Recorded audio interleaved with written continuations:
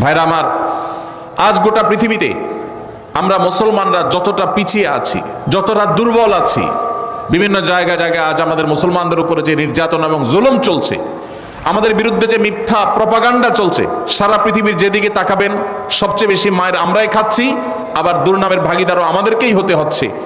এর অন্যতম বড় কারণ হলো আমাদের অনৈক্য, আমাদের বিভেদ, আমাদের মতো বিরোধ, আমাদের একে অন্যের বিরোধিতা করা।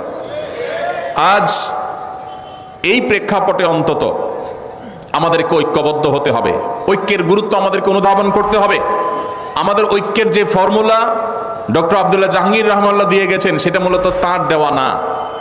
তিনি নিজে এই ফর্মুলা দিয়েছেন কোরআন থেকে, তিনি এই ফর্মুলা দিয়েছেন প্রিয় নবী সাল্লাল্লাহু আলাইহি ওয়াসাল্লামের হাদিস থেকে। ভাইরা আমার, আজ গোটা পৃথিবীতে আমরা মুসলমানরা যতটা পিছিয়ে আছি, যতটা দুর্বল আছি, বিভিন্ন জায়গায় জায়গায় আজ আমাদের মুসলমানদের উপরে যে নির্যাতন এবং জুলুম চলছে, আমাদের বিরুদ্ধে যে মিথ্যা প্রপাগান্ডা চলছে, সারা পৃথিবীর যেদিকে তাকাবেন সবচেয়ে বেশি মায়ের আমরাই খাচ্ছি, আবার দুর্নামের ভাগিদারও আমাদেরকেই হতে হচ্ছে।